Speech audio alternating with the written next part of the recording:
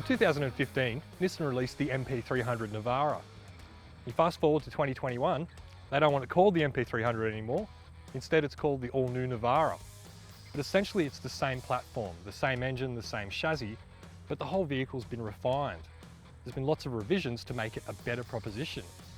This one behind us is the ST model, and it's also been fitted with a lot of factory accessories. Really good quality off-road gear like a bull bar, LED driving light, a worn winch, there's a tonneau cover on the back. There's many things that are available. This isn't everything, by the way. This is just a good spread of what is available directly from the factory. So let's take a closer look at the ST all-new Navara.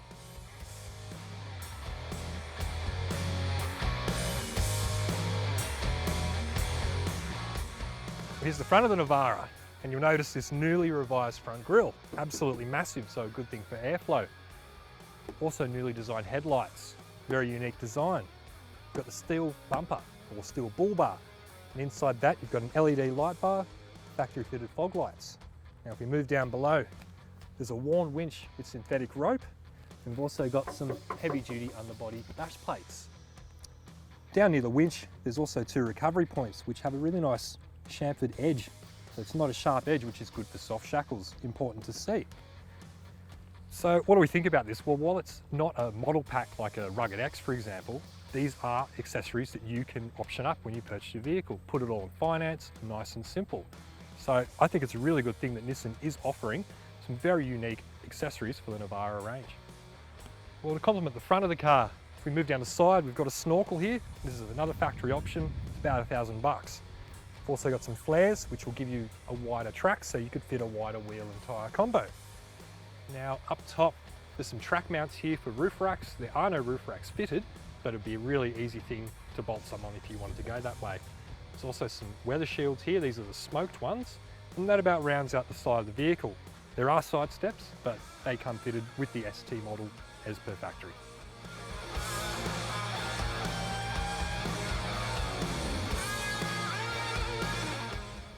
At the rear of the Navara, we've got another factory fitted accessory here. Now this is a tow bar rated for 3.5 tonne, which is top of the tree. That's as good as it gets in the dual cab segment. Now another accessory that Nissan have fitted is this tonneau cover.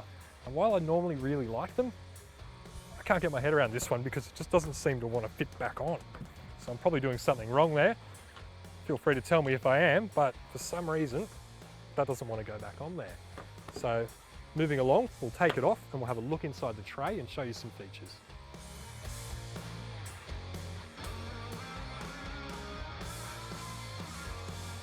First thing you notice when you drop the tailgate is that it's on a torsion bar now. So it's certainly not as slow as, say, a hydraulic strut, but it really has taken out the pressure of opening and closing the tailgate. It's nice and light.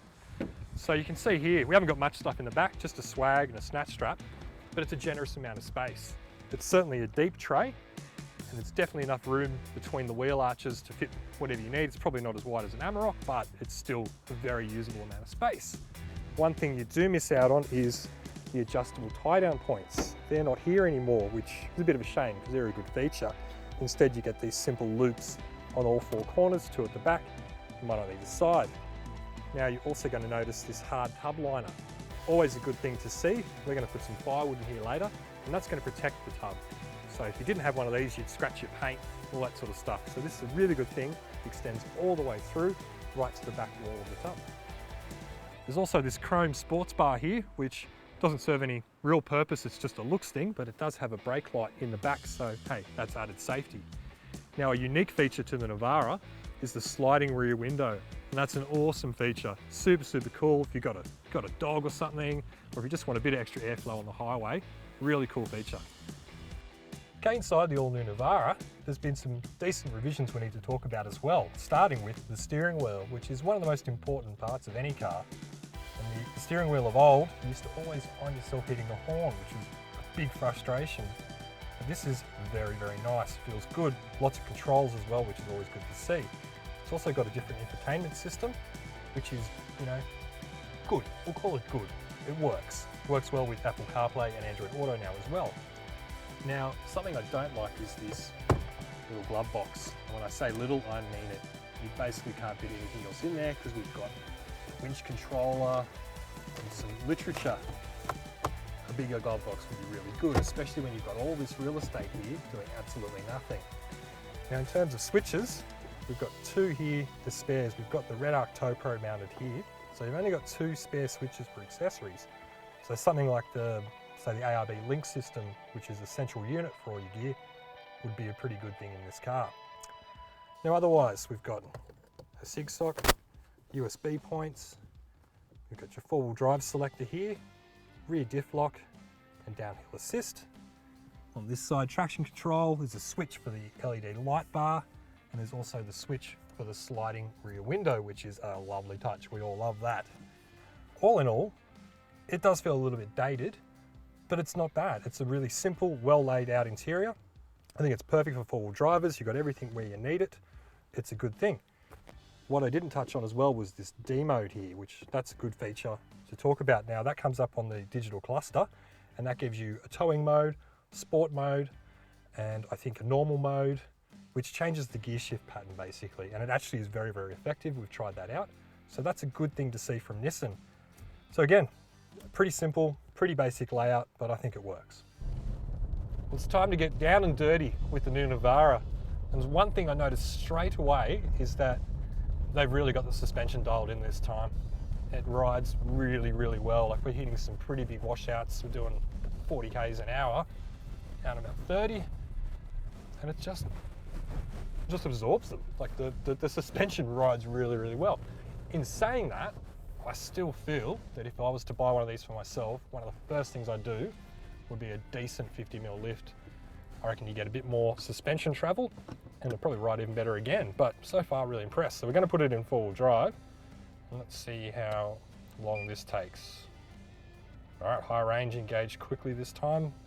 What we're doing, we've got a little bit of a test circuit here and straight down into this descent. We'll grab second gear and we're going into a creek crossing. The really rocky base. Super, super hard to get traction. It just wants to spin, but we don't want to tear it up.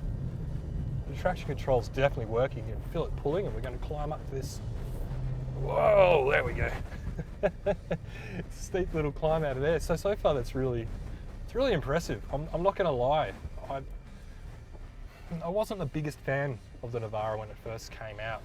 I like the idea of it, but I didn't really like the performance, I'm going to be completely honest. This feels really good. I think this is a really, really good improvement from the previous generation. This new Navara rides great. It's got, whoa, we can bump in there. It rides great. It's got excellent low range gearing, really good reduction in low range. The traction control works well as mentioned, and you've got the factory rear diff lock too.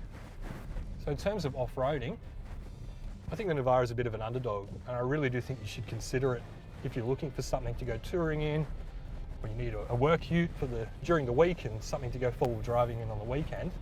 I think it's a pretty perfect contender. One of the unique points of the Navara is its coil sprung rear end. And traditionally we think that coil springs flex better than leaf springs.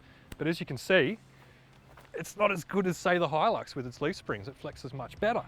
In saying that, with some aftermarket goodness, this thing could be very well improved. With a few tweaks, some longer shocks, longer springs, I reckon it'd be a really flexy machine off-road. Well, it's definitely a familiar sight in the engine bay of the all-new Navara, the 2.3 litre twin-turbo 4-cylinder motor. Now, it puts out about 450 Nm of torque, which is definitely not class-leading. Things like the Hilux are producing 500 Nm now. Well, time to test the Navara Onroad. Now we're pulling onto a rural highway, which is the 100 zone, so let's see, firstly, how she accelerates.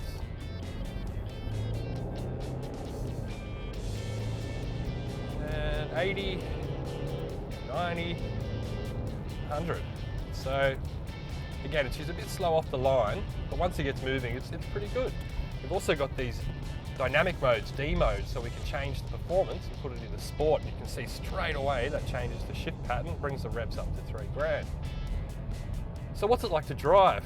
Well, the first thing you notice is the steering is very firm. It's very heavy. Not very, I shouldn't say very, but it is firm. It's firmer than many others on the market. And that's something you will get used to over time, but that's definitely the initial impression, that the steering is firm. Also, the brakes feel just a bit wooden. They're definitely not up there with, say, Hilux or even D-Max. They're not bad, but they're just not the best. The suspension tune in the new Navara is as good as it's ever been. I'm going to be honest and say that. They really have nailed it. And while I would like to, personally see a little bit more lift and a little bit more flex off-road, this is the balance you have to achieve. So this is a really, really nice handling vehicle on road. It's a really unoffensive proposition. And I know I've said that about a few dual cabs lately, because they're all sort of catching up to each other. In saying that, I do feel the Navara is still a little bit dated when compared to the rest of the pack, but it's not a bad thing. I think this is a really good four-wheel drive dual cab ute.